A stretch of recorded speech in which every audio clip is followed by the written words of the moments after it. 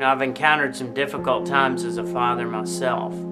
There's a time when I had a business and things were going well and we were leading in the industry. But the industry crashed. It was something that was out of our control. I couldn't do anything about it. And we eventually had gone through all of our savings and we were barely making it. And we decided at that point, man, it's time that we need to sell our dream home that we had built.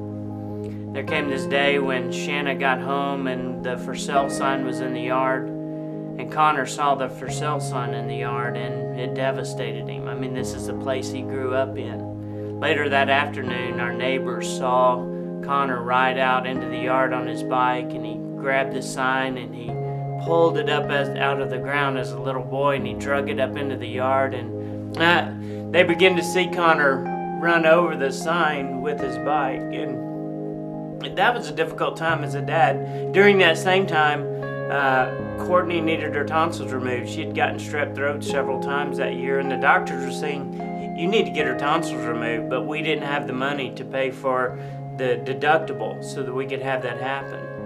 That was a difficult time as a dad where I looked and said, God, where are you? My kids are looking to me and I'm looking to you, and I'm wanting to know, where are you? But then there came that time when God miraculously had a piece of property sell that we owned, and we were able to catch everything up. We were able to have Courtney's surgery, and it was an awesome time seeing God come through. And now today we're virtually debt-free, and everything worked out good. And sometimes I've learned we've got to trust God like our kids have faith in us. God's an awesome God.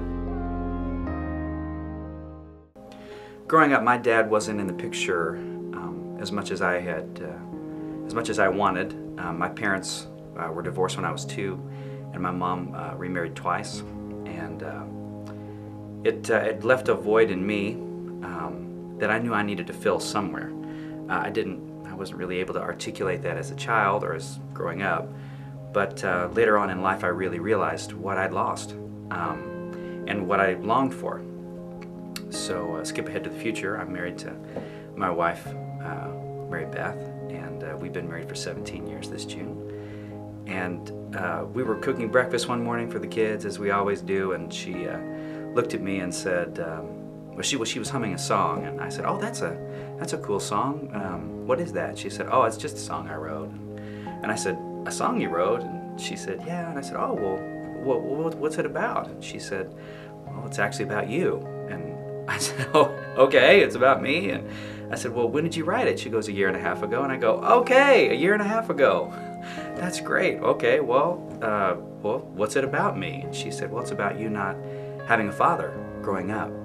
And so I said, well, man, I really want to hear that song. And so she sang it to me, and we cried for about 5 or 10 minutes. And I said, I was recording an album at the time, and I said, I really want to put that on the album. And she said, I think that'd be great. So we kind of rewrote the song together, went into the studio, and the song is about my life growing up without a dad, and how I needed one, how I was searching for one, how I was longing for one. And I think I wanted more than just a dad. I wanted a friend. And I know that God calls us His friend. And I needed that. And so the song is called His Own, and it's just talking about how I wanted to be His own. I remember growing up on the mission field. My dad, he's a giver, he's a sacrificer. In fact, my dad used to be a farmer, and he sold his farm, and when I was just 6 years old, we moved to Mexico. And so I know about a lifestyle of giving and sacrificing. My dad always modeled that well. In fact, it was a real special treat for us on Thursdays, because my dad would say to my sister, okay, Jill, you can make 1 gallon of tea, but it has to last all day. And so Jill would make it really strong. So the tea at 8 in the morning, you don't want to drink it. It's stout. By about 2 o'clock, because she'd add a little water to it as we went through it, 2 o'clock, 3 o'clock, the tea was perfect. And by 5 o'clock, it was diluted again. But my dad made a lot of sacrifices for us. One of the sacrifices he made for me that I wasn't even aware of until later in life was where my dad spent over 1/3 of his income just sending us to a private school. My dad was making $300 a month, and 110 of that went to send us to a private school because he valued that. He loved us. That's what he wanted for us, was to have the best education that he could afford. And you know, I guess looking back, if I'd known that, maybe I would have been a little better behaved, or I would have learned a little easier, or I would have paid a little more attention in school. But you know, I called my dad earlier this week and I said, Dad, thanks. Thanks for making that sacrifice for me. Thanks for doing something for me that even when I didn't recognize you were giving and sacrificing for me, you were doing it. And it's paid off. It really has. I'm grateful for what God's done for me too. And when I think of that, it makes me think too about how God is the same with me. There's sacrifices He's made for me that I still haven't taken advantage of. There's things God's done for me that I'm not even aware of, because He loves me so much that He's a God who gives, and a God who gives sacrificially.